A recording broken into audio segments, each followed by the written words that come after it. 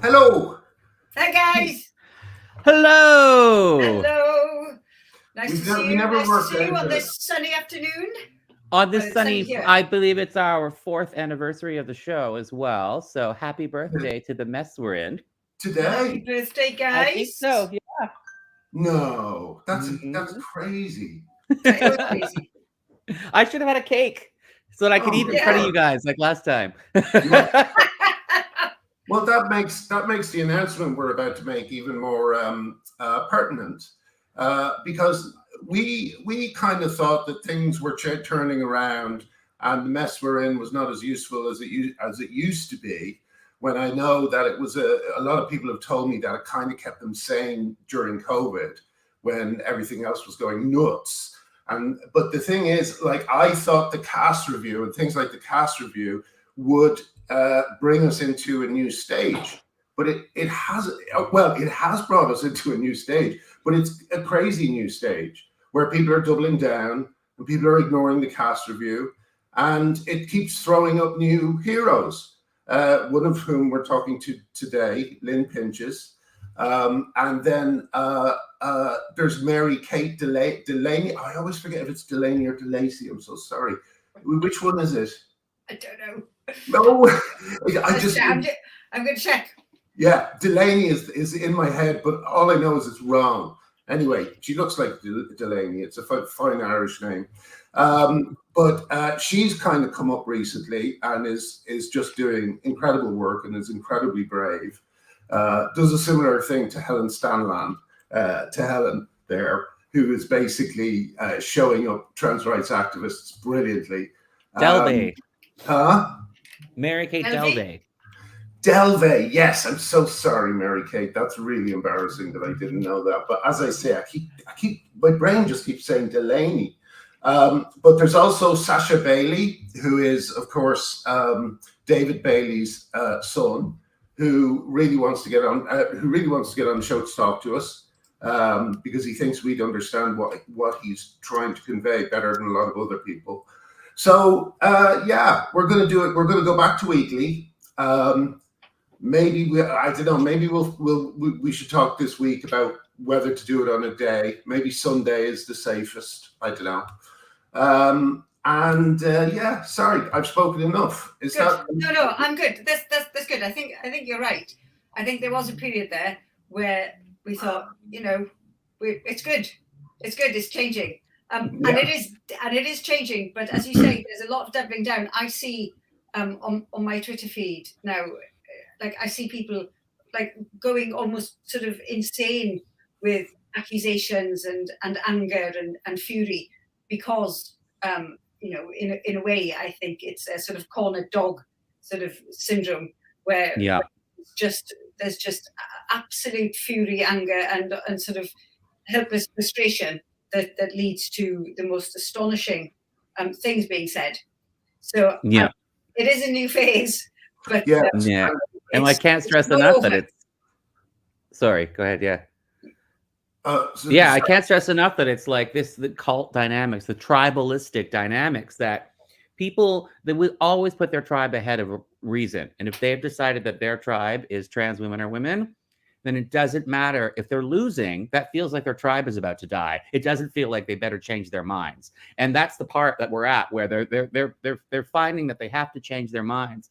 But from their point of view, they're thinking that they're like cornered and they're like, it's like the chasm is opening in front of them.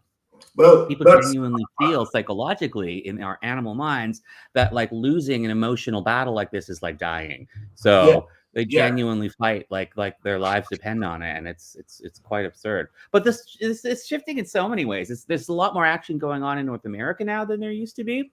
So I kind of feel like we should change the name of the show to like The Mess We're In, folks. Or the mess we're climbing out of. That's true. Yeah. They're hoping. But what a lot of the people in the UK are doing is basically they're hoping Labour will win. And they're hoping Labour will win, and that will take these embarrassing conversations off the table. Because Keir Starmer, and let's begin with Keir Starmer and his incredible cowardice on BBC Question Time. Oh, yes. which J.K. Rowling responded to with an absolute nuclear bomb of an essay yesterday. But interestingly, as always, today, Starmer, he still doesn't get it. He still doesn't get it, you know? And I think that sometimes, like, people might say he's afraid of the left in his party who have gone insane, you know? But I think we're probably more in the area of middle-class family, probably no other middle-class families with non-binary or trans children, right? I think that's what's behind this. And I think that that is what is also behind the incredible hold that this movement has on ordinary people, you know, people who normally are completely logical and rational. But on this, they're just, and it's simply because they have friends, brothers, relatives who have a child who's decided he's this new species of human that has never been seen. And it's interesting, isn't it? Because non-binary is, you know, when it first arrived about, well, I don't know, like 10 years ago, it was something that everyone could understand what it meant. You know, when I was growing up, like I would have absolutely declared myself non-binary and possibly even a trans man, probably even like a trans boy had this had a hold of society when I was a kid. Like, there's no question that, you know, I did not feel comfortable with all of the sort of girly pursuits that a lot of other girls did. So you can see where it comes from. So you can see that you've got these families where a child thinks, oh, I'm non-binary. And if they don't consider all of the ramifications around this, then they'll just say, oh, yes. And then everyone is saying, oh, my God, people, oh, you're so brave. People will hate your child, etc., etc. And then they sort of double down on it. And they're all like, no, we can all be really kind without having to deal with any of the actual problems that it causes. And honestly, that it's wanting to be kind. All the friends just want to be kind and nice. But you're right. It's a massive problem to have to deal with it, because I think with these people, you've got yet another sort of cohort of individuals where you first have to explain to them what the problems are. And if you haven't thought about it at all, then you're just not going to believe it, because you genuinely don't believe that actually men in bad wigs with a penis are saying, no, I am a woman and I do deserve to be in your changing room, you filthy bigot. Like, people just don't believe it. And if you just say it out loud to them, they're like, oh, no, this isn't happening. It's just about being nice to people. It's the new gay. So you're right. It reminds me. There is still work to do. This absolutely reminds me of this. I used to have a colleague. He was this nice guy, he used to be a bouncer. He was like he had a mullet and he listened to hair metal, and I loved the guy. We shared an office when we were computer programmers, but he never spoke. He was a strong silent type. But one day we were hanging out talking, and we got to talking about my being gay and him being like, oh, I'm really cool with it. I got no problem with it. And he was really proud of his, like, having totally no homophobia despite being this big, burly, manly man. And I was like saying something to him, like, you know, like, it's so refreshing to hear that, like, you know, like, it's so hard sometimes. This was like 20 years ago when there was still a little bit more homophobia in there. You know, I was saying, like, you know, it's just so refreshing. And, you know, you've got a young son who's like 8 or 9. And, you know, if he turns out to be gay, it'll be so nice that he has such an accepting father. And he erupted. He went, my son would never be gay. And at that point, I realized he's cool with them over there, the gays. And he was trained to think tolerance of gays is not understanding what homosexuality is. It means leave them over there alone in their little gay playtime area and just tolerate them in an office.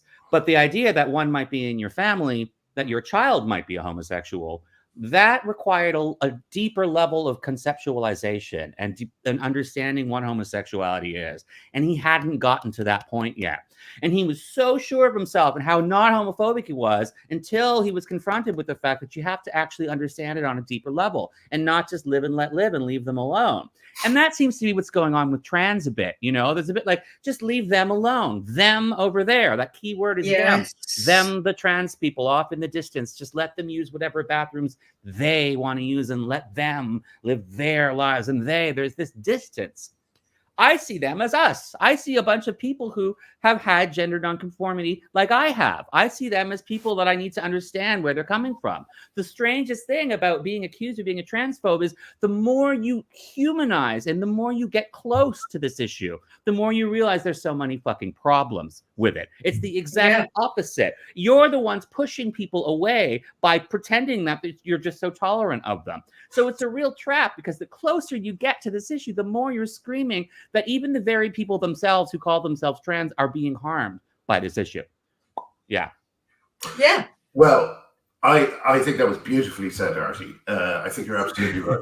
I just wanted to respond to something Helen said earlier, where she was talking about, you know, I think two of the most hated women on Twitter at the moment are you, Helen, and Mary Kate, because you do the taboo.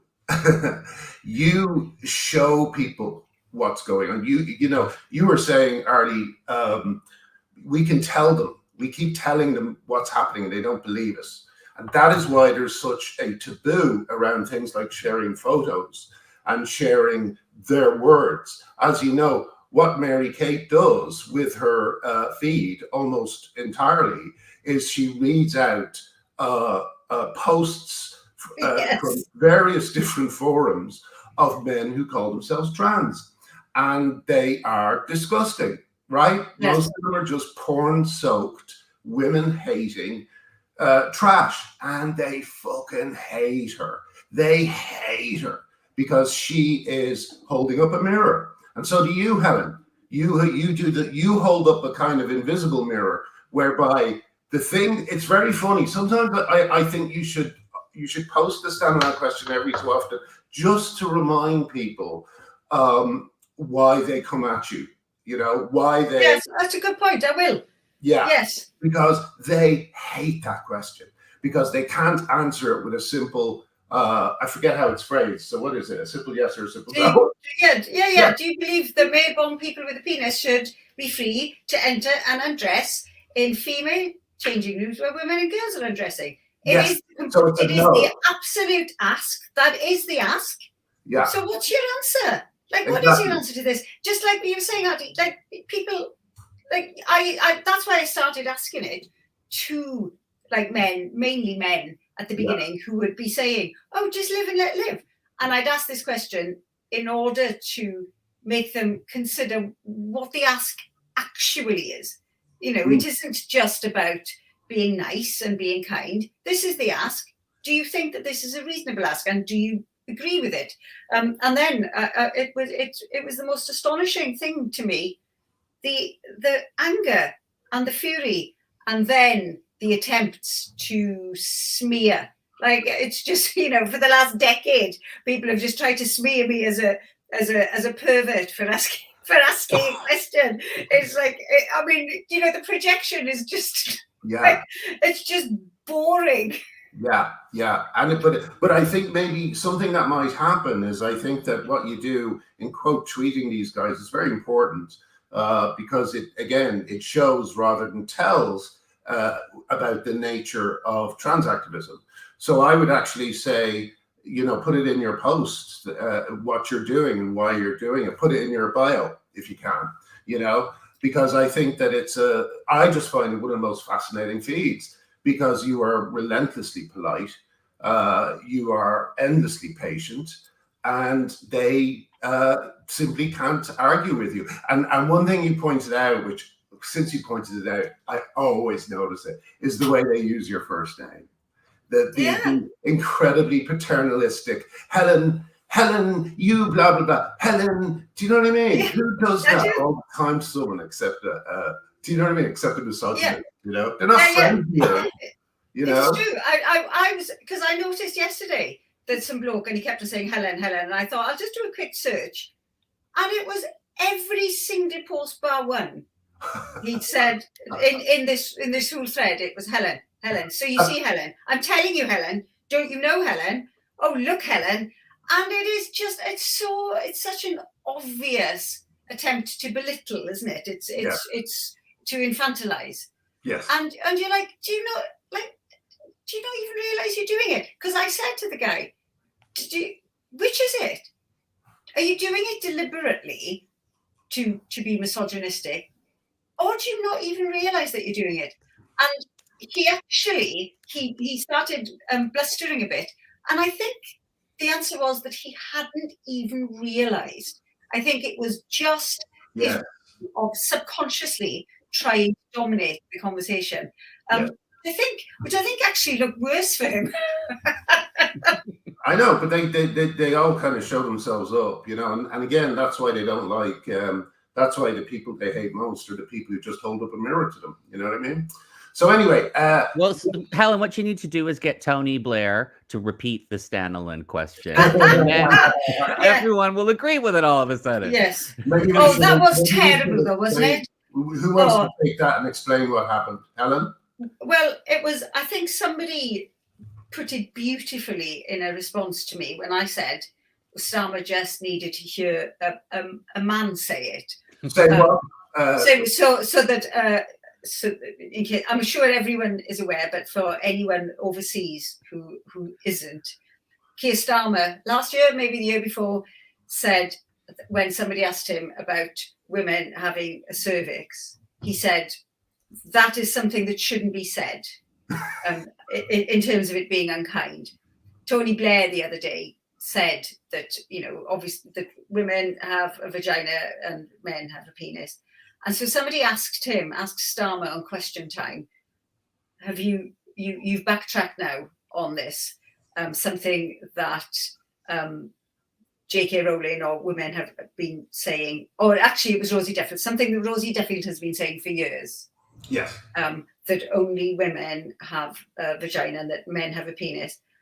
And astonishingly, he responded by saying, I agree with Tony Blair on this. Blair.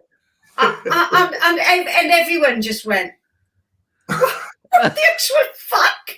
You agree with him? Look, and someone on my feed said it so beautifully that a big boy has said it. Like, I agree with the big boy who has said it. And it's such cowardice, such moral cowardice, that it's just shocking. It's shocking. Now, he has at least said it. And in the most terrible, morally cowardice way, but he has said it, you know, in a way that he hadn't said a few years ago. And a few years ago, he said, this shouldn't be said, but he has said it now. Well, so it's something. It's something, but my worry, you see, what they'll do is they'll do their usual jiggery pokery. I mean, Labour are doing it left, right, and centre at the moment. Like, I believe in their manifesto, it's full of like airy phrases like gender expression and stuff like that, but it doesn't actually answer key fundamental questions. Like, for instance, will they reverse? And they have to actually reverse policies like the women's pond in where was it that Venice Allen Hampstead Heath. Hampstead Heath. Where? Hampstead Heath. Ladies' pond in Hampstead Heath. Yeah, she was suspended for opposing that. You know, will that decision be reversed by the government? Will single-sex spaces be protected by the government?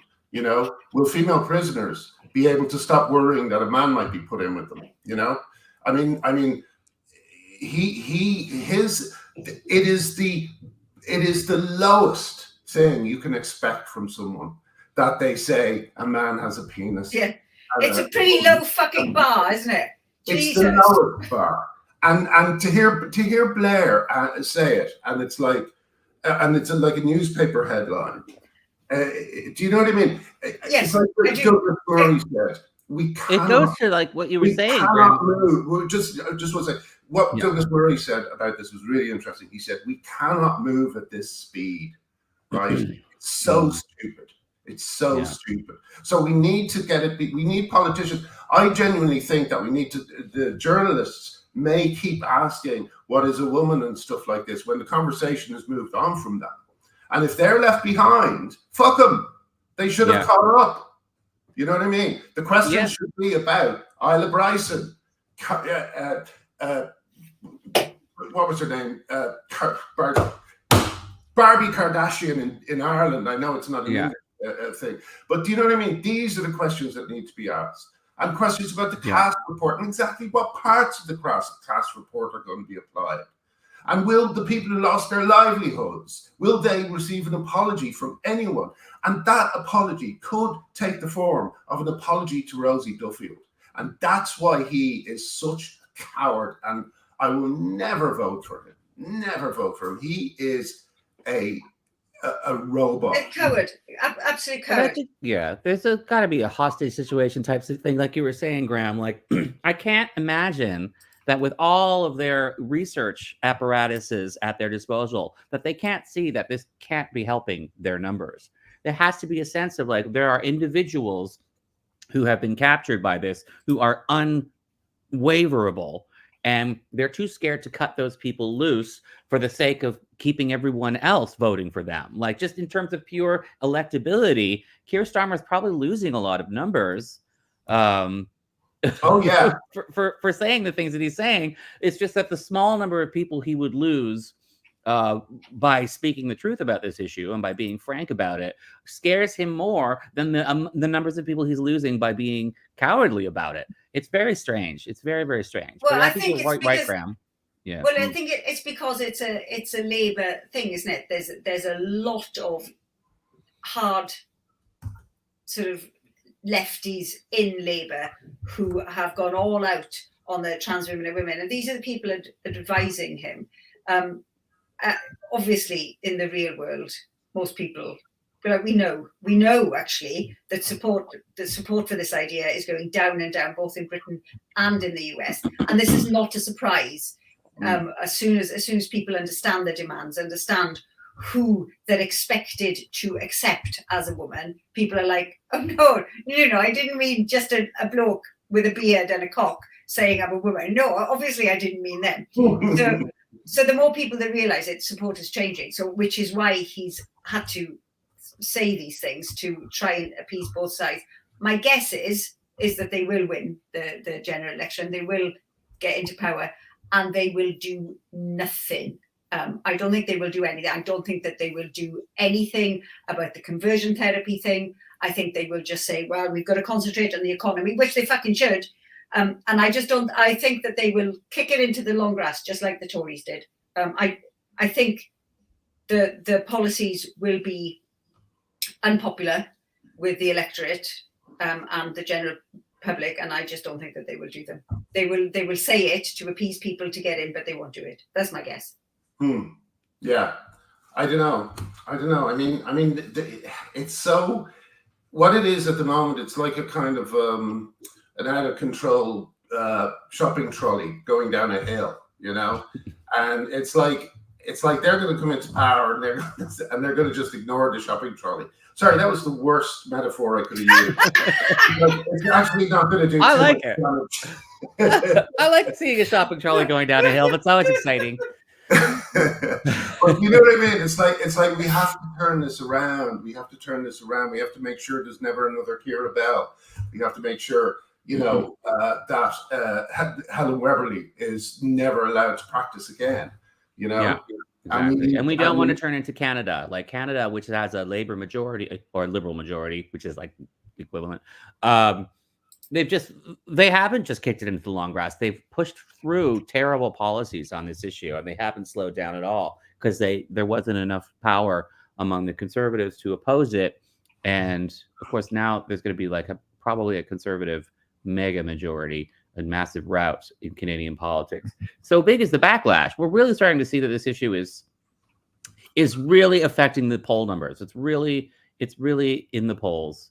Will you guys have a word for your hustings, this unusual English word that I just learned. Like it's coming up all the time in the hustings, you know. This people are still treating it like it's them over there and it's a sideshow of an issue, but it's creeping up as secretly a central issue in elections and in politics, you know. Absolutely. And I've noticed, you know, I mean, so such is the anger. I don't know. I think I didn't Reform creep ahead of the Tories in one poll. That's kind of a big moment, I think, you know. And I think that the left has spent rather successfully the last 10 years demonizing the activists that made Labour what it is, and the Greens what it was. You know, they've actually alienated a lot of committed, energetic, empathetic, compassionate women, and they really have. Yeah, they really have. I know so many women who have done so much good work in the community, in schools, in local councils, who are saying to me, I can't vote for them. Yeah, I can't vote for these people. I can't vote for anyone. There's literally no one that I want to vote for. Exactly. Yeah. Yeah.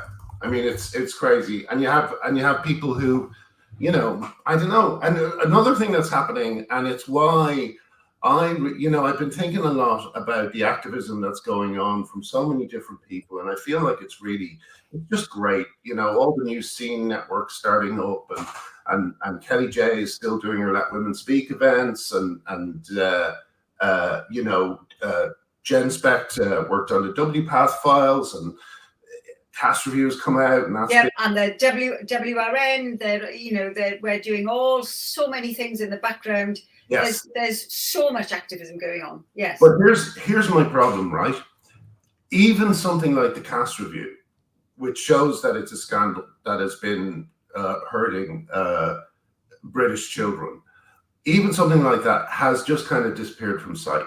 There are no follow-up stories. There are no "how could this happen" type stories. There's nothing like that. There's no curiosity in speaking to detransitioners, into speaking to doctors who allowed this to go on. Again, the last 10 years has seen a failure of many organizations, but the media most of all. You know, I think the media's attempts to suppress, omit, lie by omission, it really needs to be tackled, or the fight will be that much harder. Yeah, and still outwardly calling men, women, violent men, calling them women in the press. It's a huge deal. You know, it shapes perception. Like we said before, just the very fact that we are now allowed on Twitter to call trans women men. I mean, it's made a massive difference, I think, to the conversation.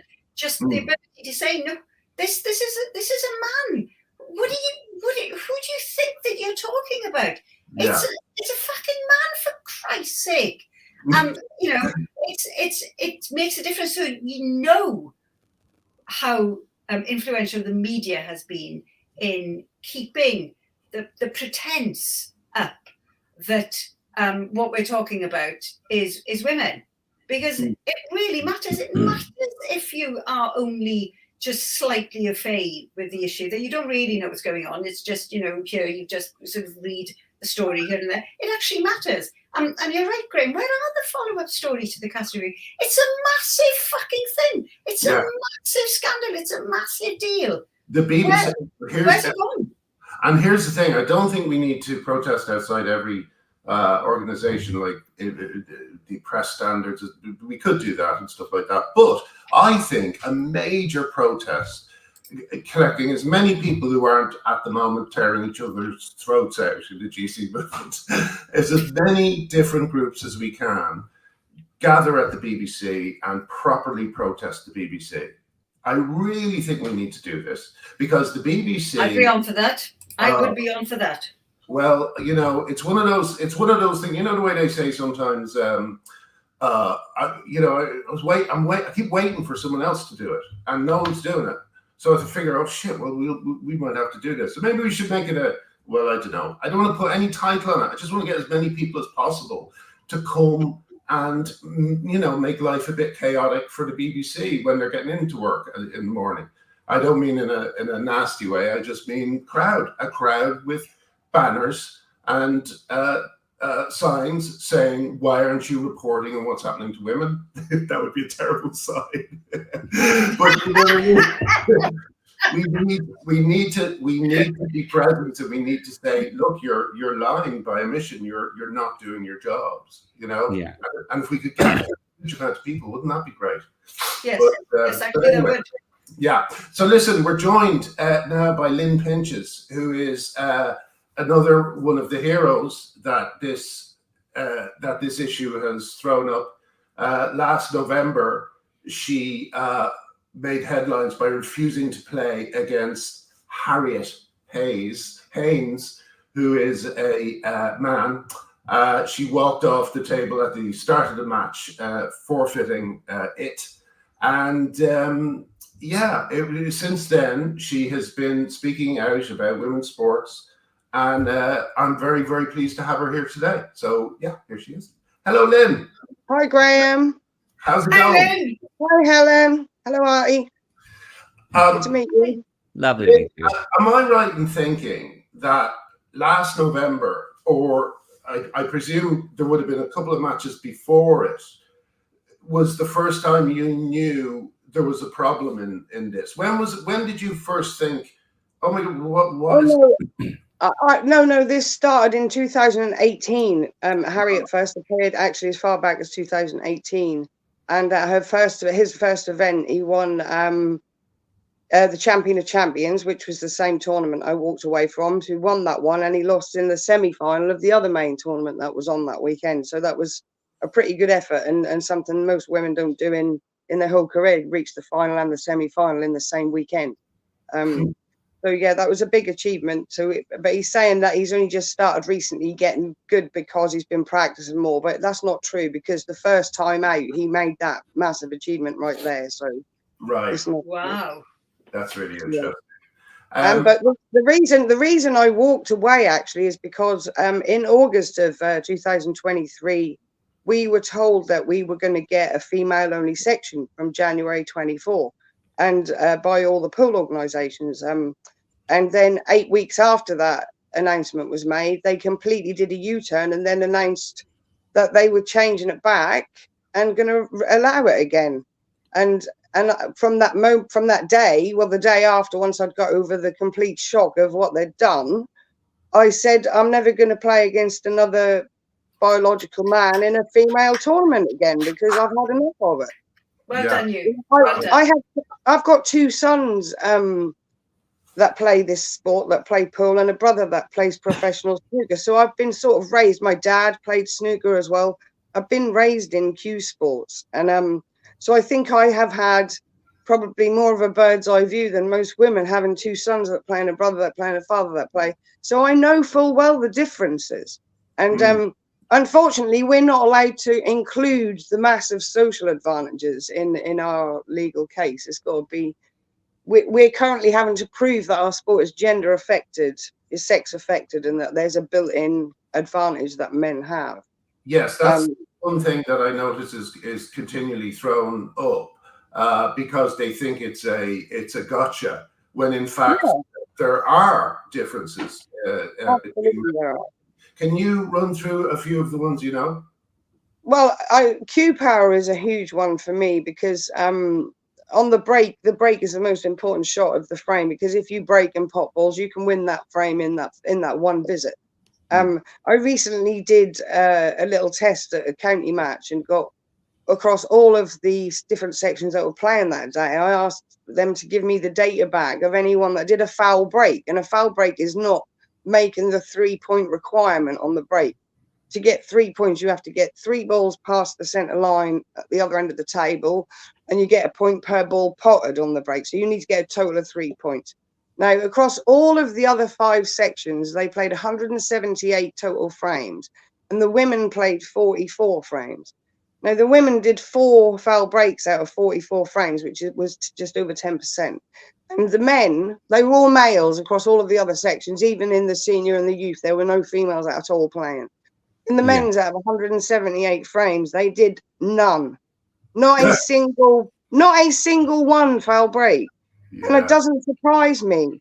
You know, I got a break speed app that shows the largest woman that I have tested so far had a break speed of 19 miles an hour, is 6 foot tall and weighs 20 stone.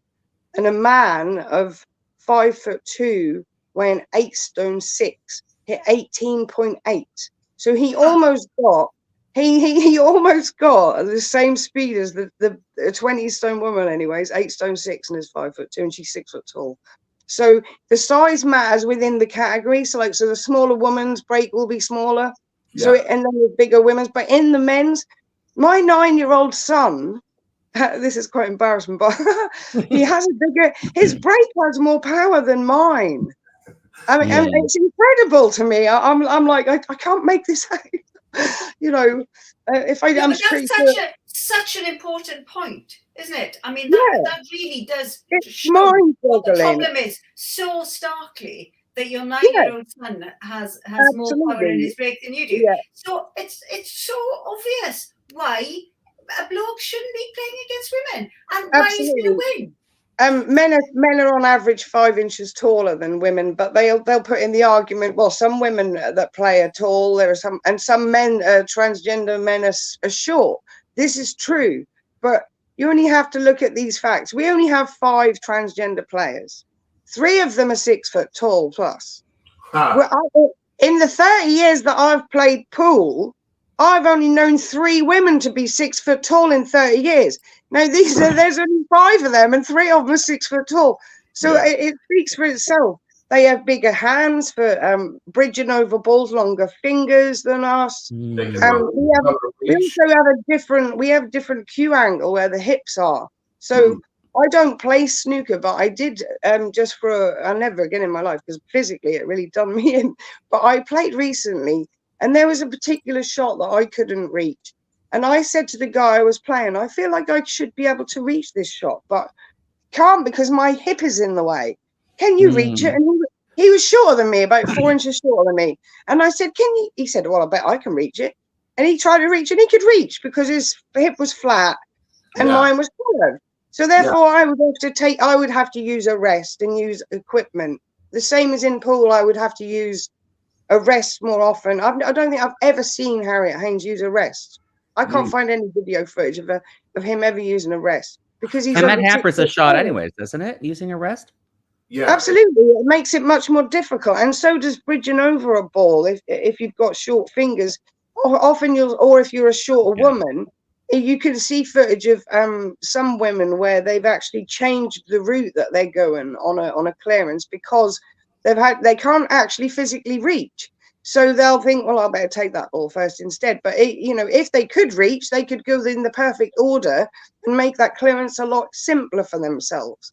So there are loads of advantages. Stamina is a big one as well. I mean, we've always had shorter matches. We've always been allocated longer times than the men for our matches, because we don't clear up as often. We don't break and clear up the balls all in one visit as often as the men. They do it over and over and over again. So we got allocated longer times for years and shorter races.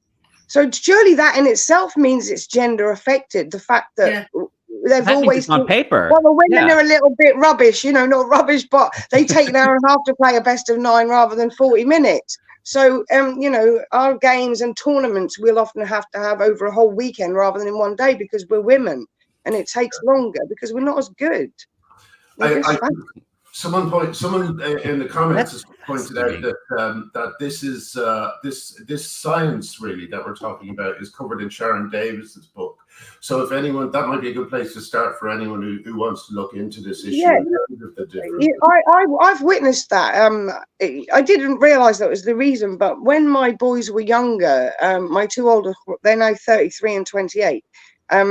When they were younger, they sort of got to the age of 13 and 14, and their game just excelled past me, and they were doing things with the cue ball that I thought, well, I never taught them that. You know, I never did the Q power they have and stuff like that.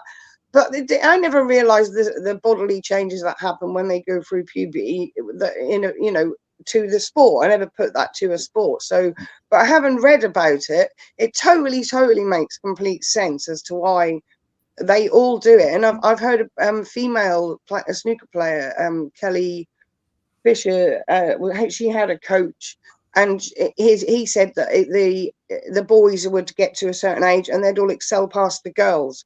There was just no stopping it in snooker. And snooker, only one woman in the entire world in snooker has ever made a 147 break, which is a maximum break. One woman in the world ever in the whole history of snooker. I know amateur men that have made 20 plus 147s. It's like, it's not even, you know, you can, every time there's a snooker tournament on TV, they're kind of expecting a 147 to happen now. It's not as rare. It's not a rare thing. Yeah.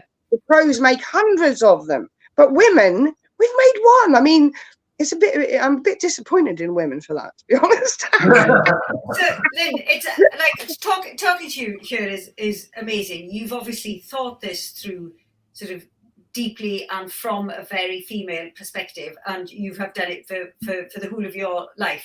So what happened when you walked off? Like what? Well, you made the decision. Oh, yes, sorry, Greg. I'm so sorry, Helen. Could we actually go a little bit further back in time and begin with what did you think when you first saw Harriet playing against you? I mean, when you first saw a man, you know, queuing up in front of you, what did you think was going on? Did you know? Were you an expert on it at that point? No, I didn't know. Someone told me. Someone in the crowd when I was watching told me, and I said at first I didn't believe it, and I had to go closer to take a look, and then could see from the size of her hands and feet and stuff that you can see quite clearly that Harriet is a man. But I was shocked, but because of the way society is, and we weren't allowed to say anything. It was like when you got into the more serious side of it, and we went on the Ultimate Pool Tour, it was kind of written. It's written in the EPA, like in your policy, about words you can use for transgender people, and don't say. I mean, it's absolutely shocking, their policy. It actually states in there, do not say he, she, or she, he, and things like that. And I'm like, why have they even written that? I mean, you know, it doesn't say anything about anywhere in any policy about supporting the mental health of all players, all of us. There's nothing. There's been no. I told one of the people that work for Ultimate Pool that it was affecting my mental health in October 2022. So, you know, and I complained to the EPA, the English Pool Association, in October 2022 as well. And I was pretty much ignored. I had to chase up the email from one of them. And then when I got a response, it was just half an answer, and I still haven't had an answer to the other part of the question even now. But to tell someone it's affecting your mental health and just I asked for an email address I could write to officially, and I never got a response. And when you ask for help when you're feeling that way, you don't often ask for it twice. It's difficult enough to ask once. And I just feel like, you know, I've read a lot of papers on, even proper sports psychologists have written about how that's such a positive impact on transgender people to take part in sport. And I agree, it probably is. But it shouldn't be in women's sports. Yeah.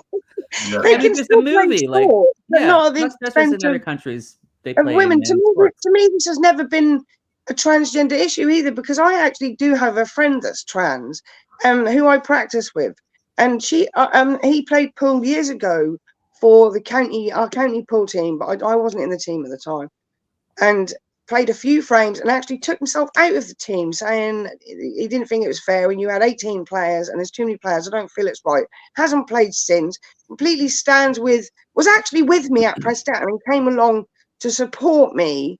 Wow. Honestly, I totally love my friend for that. Well, that is lovely. And how I know it's not a trans issue. It's a fairness issue, and that's it. Yeah. And it does also go to show that it is quite straightforward to support people who feel such extreme gender dysphoria that they need to try and make themselves comfortable in any way they can in presenting as the opposite sex. It's, people can very, very easily, with just a little bit of care, do this without colonizing women's sports and spaces and services. Yeah. The fact that some men do is deliberate. It's an individual deliberate. It's their choice. Yeah. And that's what happened to me, you see.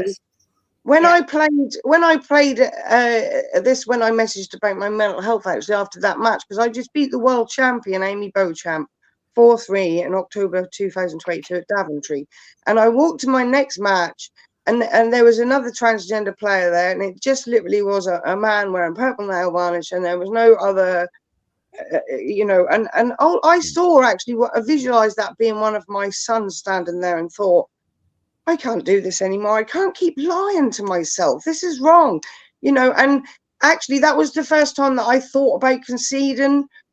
I couldn't even hold my cue. I lost, I think, 4-1 or 4-2. I can't really remember, because my head was just a mess. My face was, I could feel it going red. I was angry. I wanted to cry. I wanted to put the score up to 4-0 and walk off. But I didn't want to disrespect the person. And you're in a room full of people watching as well, you know. So it's a lot of pressure.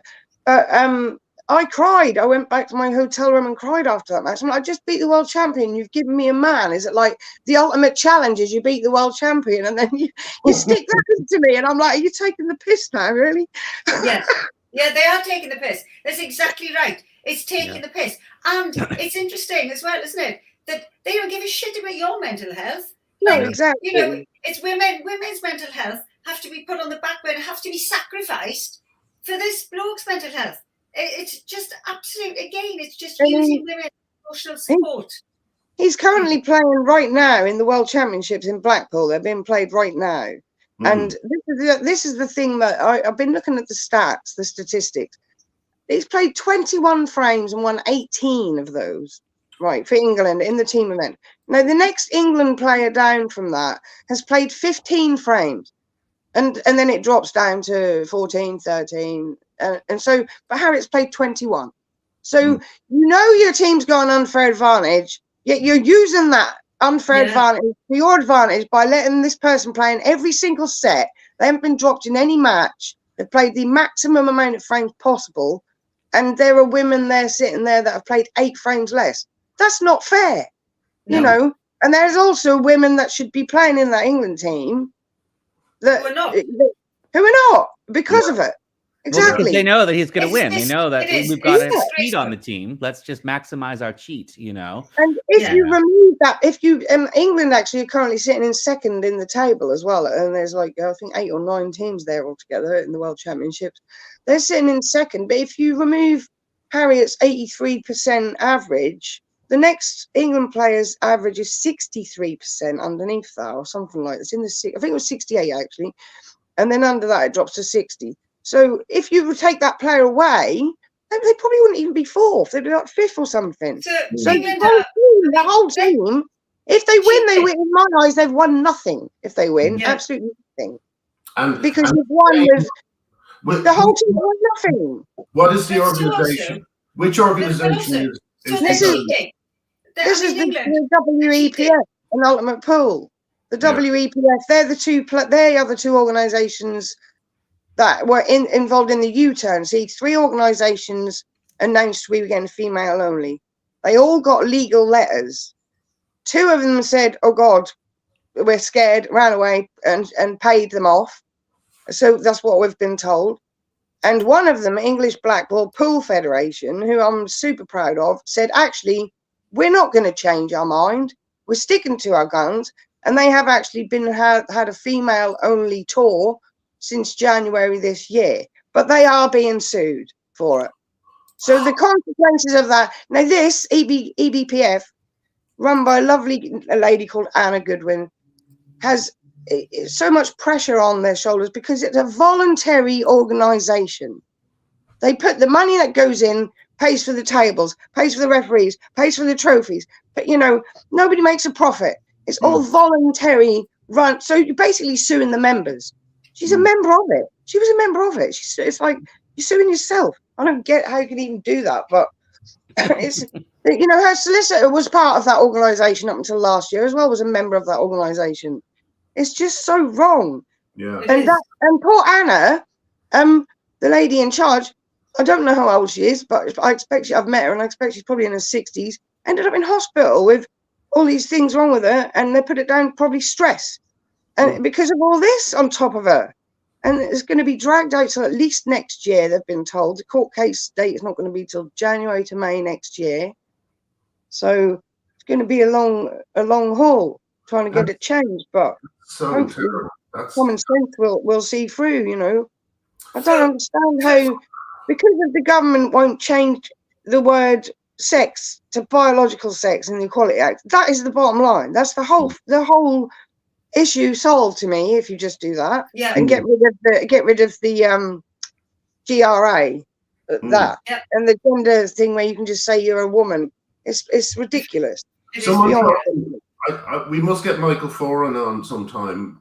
Michael once told me that one of the reasons why not sure if it's the GRA or something else, but something that people keep calling to be people on our side keep calling to be completely trashed. What is it? The GRA, the Gender Recognition Act. GRA, yeah.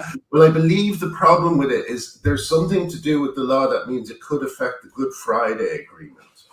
Apparently, it's a similar kind of law, and if that can be challenged, I think this is it.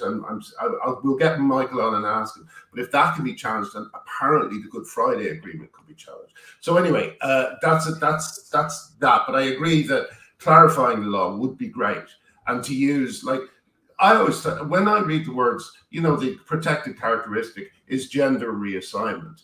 That refers to transsexuals and only to transsexuals. But we have, our categories are based on sex, female and male. This is where I don't understand how it's even gone this far. How can you sue for that as your protected characteristic when actually, to me, in this case, you're being excluded because you're male.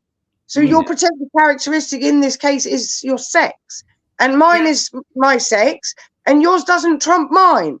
Yours doesn't trump my rights to have a female only category. And can I say, all the science that you've been talking about today, I mean, we don't even need to make that argument, because as soon as a male plays in a women's competition, it ceases to be a women's competition. Absolutely.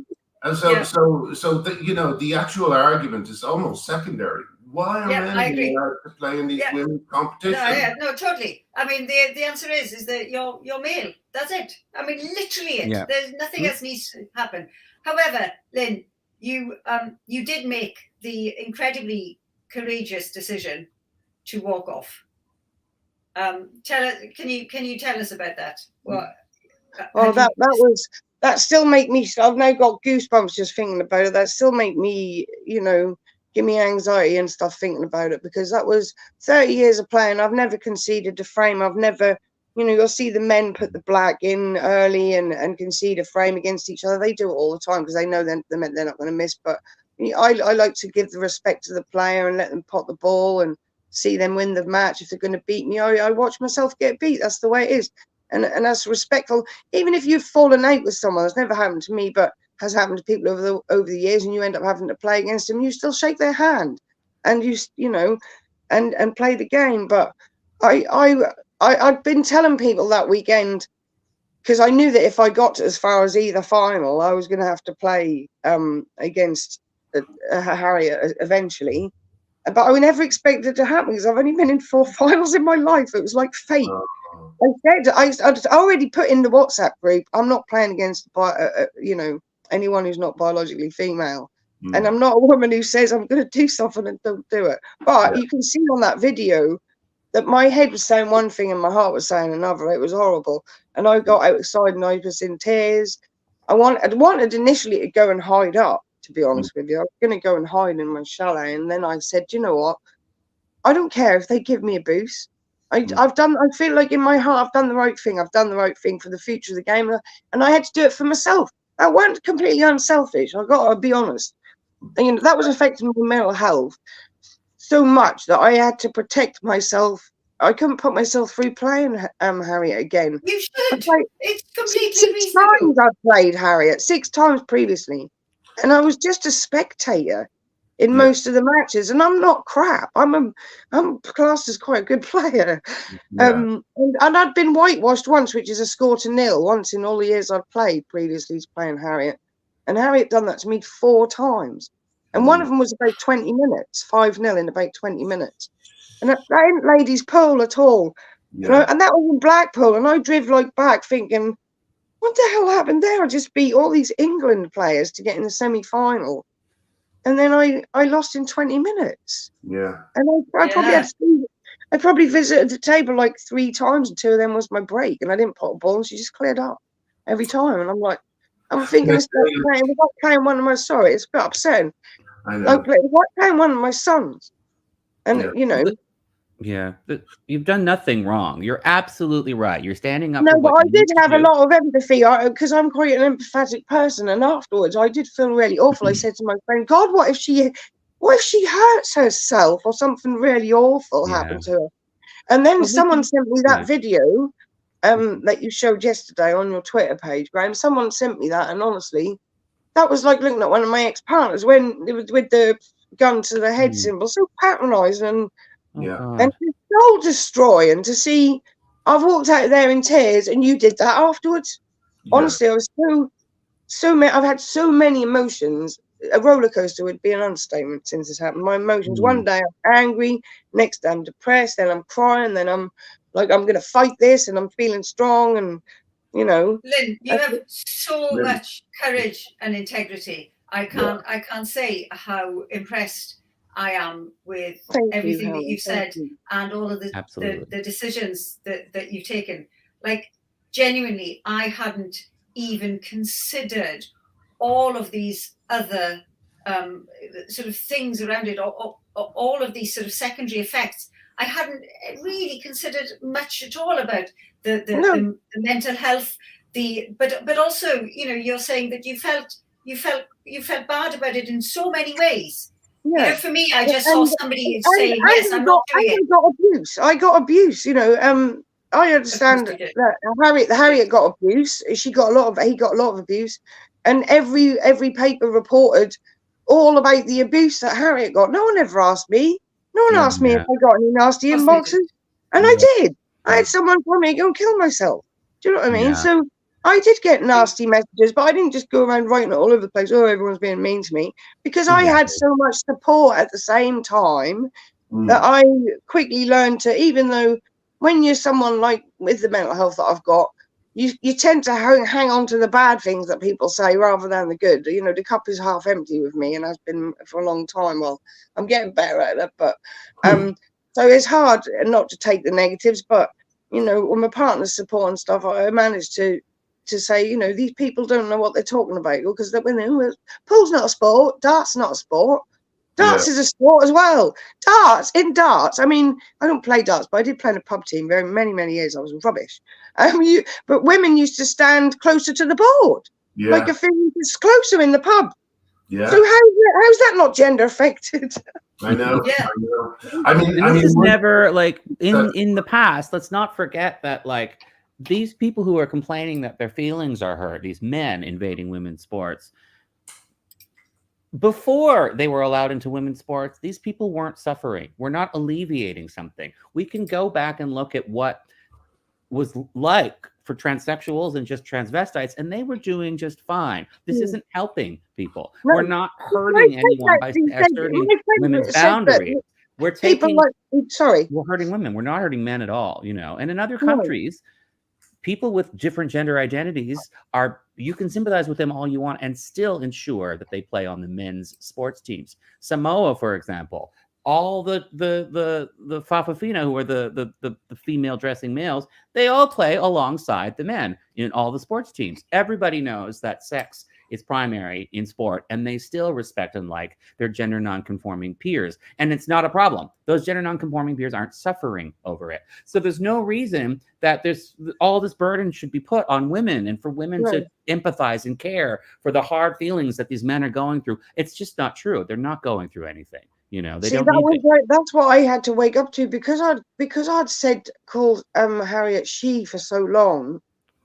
I'd kind of forgotten that that one a woman. That's really hard to explain in your head, and then no, it's not. and then It's obvious. it was kind of the video of the news that made the penny drop, and I'm like, wait a minute, we're been bowing down to basically men's feelings in a nutshell. Yep.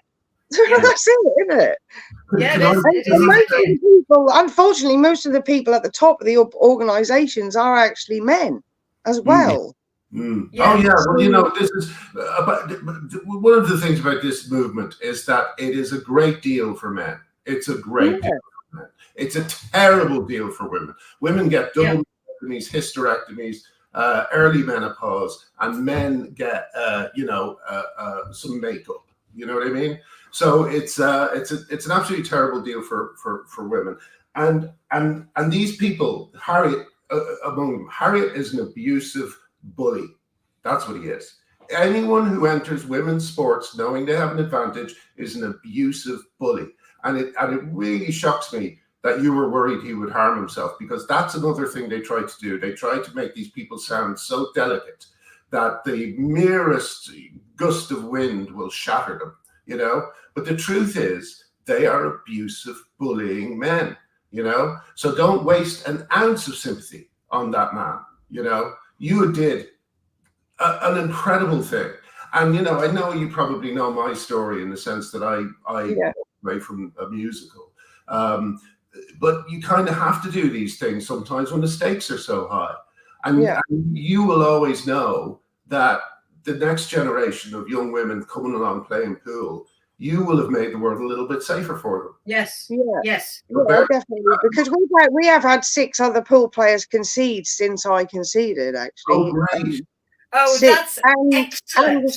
And the first snooker player, actually, as well, which didn't even get in the press, which shocked me, because I think it's because they're closely related with the BBC snooker.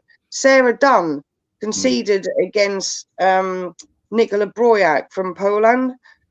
She's actually banned. Sorry, he is actually banned from playing in Poland because he won a competition in Poland, snooker, and the women complained to their organisation, and the organisation changed the rules. So it's female only. So he flies over here to play because we allow it.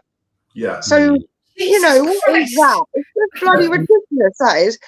And that never even made the press. And then we had Michelle Brown in the snooker, actually, during the World Championships, while Steve Davis was chatting with Hazel Irvine on live BBC Sports, BBC 2 or something that was on, she come in with a sign and held it up from the side that said fair play for women's sports, because Michelle Brown played snooker 30 years and she got excluded from the World Women's Snooker Facebook and Twitter pages recently and blocked for asking about fairness in women's snooker. Now, at the same time she held up this sign, you can't even write this, I've got a video of it, was a transgender snooker player in a gold dress and suspenders playing right behind Steve Davis. And I have got that on video, and that didn't make the press either. But I put it on Twitter, and that didn't make the press. Nobody. I spoke to one of the press about it, and they said we missed the deadline over the weekend because Michelle Brown was doing a charity event all weekend in Leicester because she's raised absolutely thousands of pounds for charity because she's a breast cancer recoverer, and she's raised loads of money. She's such a wonderful woman, but she needed that. She said she can't speak to him because I'm on my way to Leicester. I'm doing the charity event all weekend, but I'll be free to speak to him Sunday or whatever. And they said she missed the deadline. And she's the woman that held up the sign at the snooker while a transgender player was playing in a gold dress and suspenders and trainers. Now I put it to you. Post that again later. If an actual woman had turned up at the snooker wearing a short ass gold dress with suspenders on, I put it to you that they'd have said, I'm really sorry, love, I don't think that's appropriate for daytime television, because this was on at about 3 o'clock, 4 o'clock in the afternoon. Yeah, I totally agree. And anyone can queue up to use that table. You don't book, you just queue up to have a go on it. Like, you can just form an orderly queue in Sheffield, like at the Crucible. This is where it was happening. Like live TV. And you can't that's just deliberate. That's a deliberate me. I'm excluded as well. They've excluded 4 of us. The World Women's Snooker, have excluded myself, Michelle Brown, and Jamie Parker, and Mary Cunningham. They're all Q Sports ladies, because we all asked about fairness. So they just removed us and blocked us from all of their social media. And I wrote a complaint to the World Women's Snooker on their website, because I could still go on their Google website, asking for an apology, because also Diana Schuler from the snooker, who runs the women's snooker, publicly accused me of spreading hate on Facebook, and I have that in writing. And I want an apology for that. I would like an apology for that, to be honest, because I have never spread hate or transphobia. She said, "I'm not accusing people, but if the shoe fits," is what she wrote. Basically, and I publicly had said before she wrote that comment, "Would you speak to me about the science and the puberty and all the rest of it?" And I wrote that on Facebook, and that was the response I got. "I'll talk to anyone about this, but not people who spread hate and transphobia. This isn't aimed at anyone, but if the shoe fits." I'm so sorry. I've written a complaint about that, and do you know what response I've had? None. Well, listen. One thing we should do is Lynn, would you perhaps get back to us with the names and emails that we can complain? Yeah, absolutely. Yeah, I'll put it in the. Also, they started to slag off my brother publicly as well recently, because he stood up for Sarah Dunn, who conceded the match, and he got attacked by about 4 different women. My brother, the snooker player, and one woman said, when he talked about Q power being an advantage on a public Facebook thing, she said, "How about I show you by twatting a ball at your head?" She said, "How about I show you by twatting a ball at your head?" To my brother. And this is one of the women that actually plays on the World Women's Snooker Tour currently, threatening to twat a ball at my brother's head. Yes, we'll complain. We'll as many people as possible. That's the nature of this thing. Sorry. And Matt Huart, I think, I don't know how you pronounce his surname, but you spell it Huart. He's in charge of the women's snooker. He's like director. He publicly supported Nicola Brojak, the Poland player, on a Facebook post, and Sarah Dunn, the woman who conceded, has no support whatsoever from World Women's Snooker, none whatsoever, and has just been slagged off and called this, that, and the other all over Facebook. And my brother commented under Matt Huart's comment in support of the transgender player, "I hope you are supporting Sarah Dunn as well," and got no response from Matt Huart. So there's your answer. You know, that's all about supporting men's feelings rather than Sarah Dunn. I knew what that woman was going through conceding, because I put myself through it. And Nicola Brojak made a statement, and the transgender player blatantly lied and said Sarah Dunn had done that in front of loads of people really loudly. And I got a video of Sarah's concession. It's only about a 40-second video, and there's no one in earshot, and Sarah and him are chatting, and it looks very respectful. Completely respectful. And Sarah messaged me and told me exactly what she said, and none of it was horrible whatsoever. I hadn't realised that that there were so many people still against you, and that you were still fighting. I honestly thought that you walking off had made a big impact. I had not realised that this was still going on behind the scenes. I'm really glad that you have come on and you've spoken about this out loud, and that a lot of people will get to see it. Last the year, integrity that you've shown here is phenomenal. Maria Catalonia, who plays snooker, she's actually the cousin of Ronnie O'Sullivan. She publicly came out and said all of this. So about 2 years ago now, I believe, and that was all in the press. And you can find these stories online actually. And Jason Ferguson, the chairman, publicly stated that snooker is different and they're completely inclusive, and you don't know what these people go through when they transition. And I'm reading it thinking, what has that got to do with it? You're supposed to be the chairman of the WPBSA. He's the chairman of the World Professional Billiards Snooker Association. The man right at the top, this is publicly supporting the transgender player. Maria Catalonia got trolled so badly in snooker and no support whatsoever. She's barely played snooker since, is no longer on the tour. And this has really affected her mental health, because I don't know Maria, and I got in touch with her when I read that story in the paper. I got in touch with her privately, I did.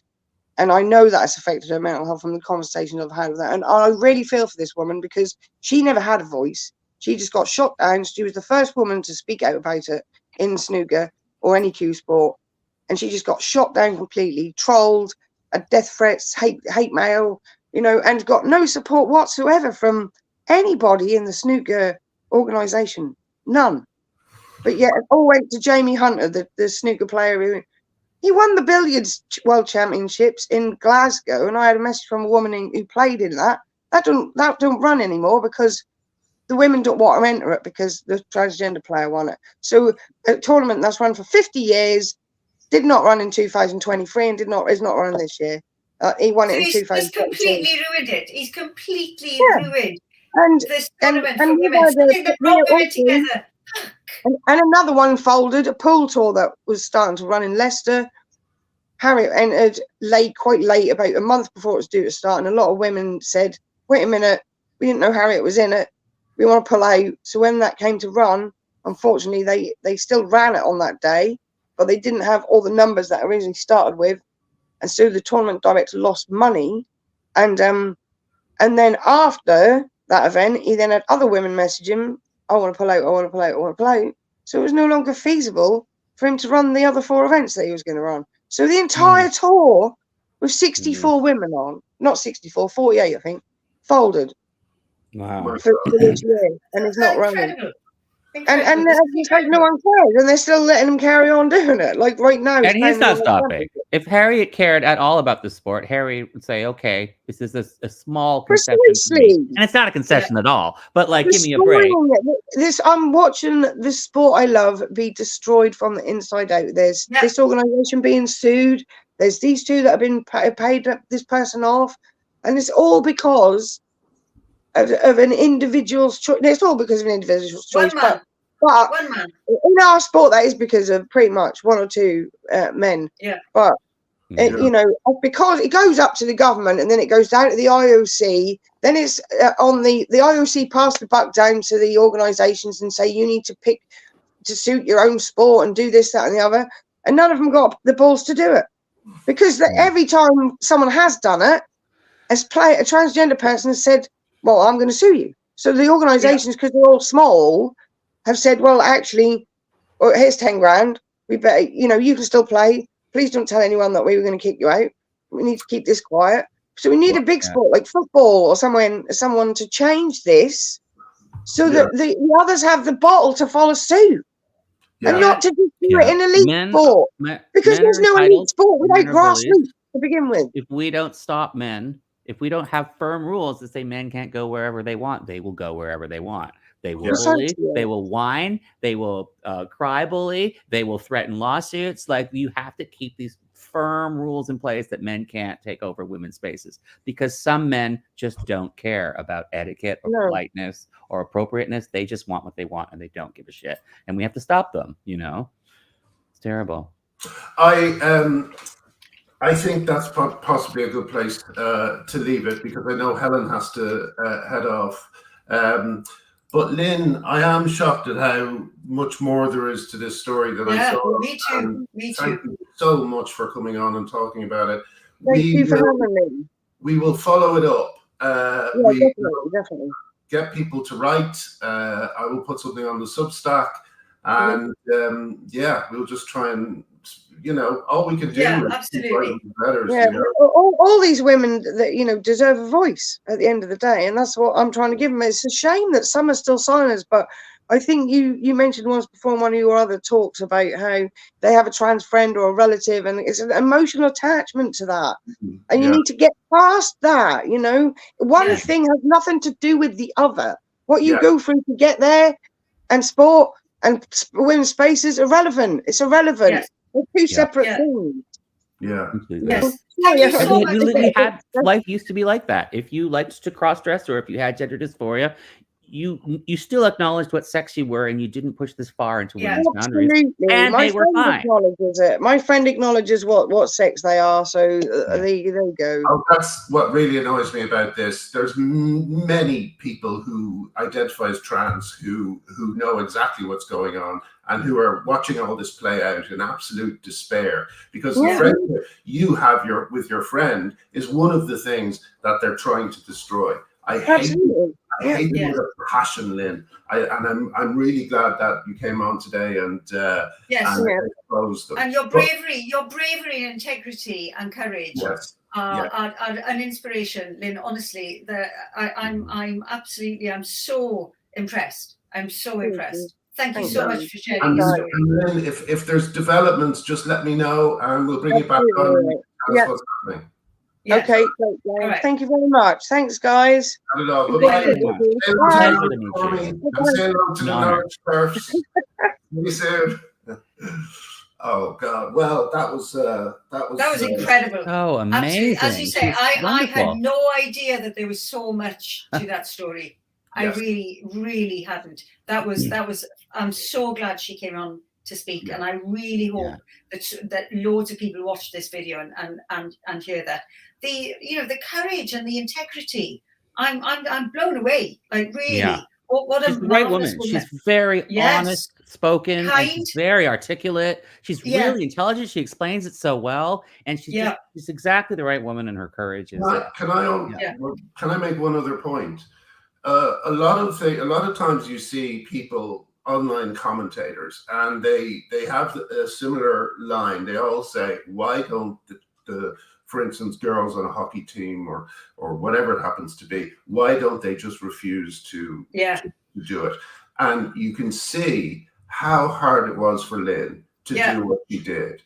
Because it costs. There's an enormous cost to doing it. But also, an enormous cost. If I was in front of a huge crowd of people, I mean, you're kind of you're exposing yourself to the charge of being a bigot, by these lunatics.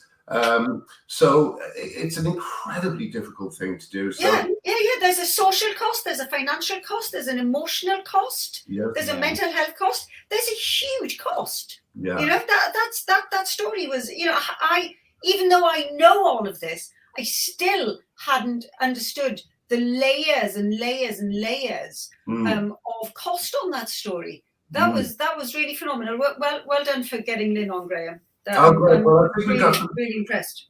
This feels like good service journalism. This is a story that needs to get out there. And that's why I thought we should do it every week from now on. Now we're thinking of trying to do it regularly because apparently that's good for these types of things. So we were thinking maybe Sunday evening at 5, possibly. But we'll talk about that during the week, and we'll get back to you on what it's going to be. I want to do it a little bit more professionally because there's such interesting stories coming up at the moment. There was one other thing I was going to say. What was it?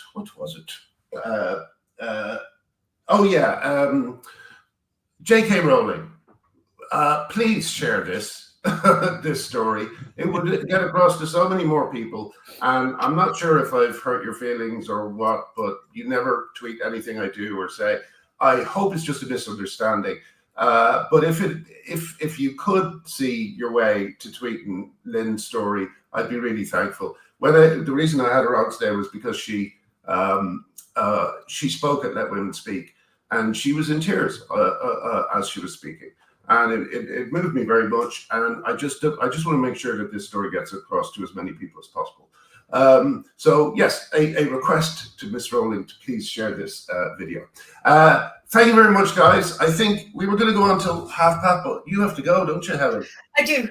I'm meeting a friend, so I've got to get off. But guys, it was lovely to see you, and excellent. I thought the comments were great, spot on about Lynne and her integrity and courage. There were some really good comments. Like somebody said, it took one man to ruin the women's sport for all the women. It was just excellent. Yeah, absolutely. Artie, you okay to go once a week? I think Sundays, that type of thing as well. Good, excellent. All right. Well, we will. We'll get to talk to you soon. We will have Mary Kate, I'm hoping, next. So please tune in. That's bound to be hilarious. And welcome back, everybody. See you soon. Like and subscribe. Like and subscribe.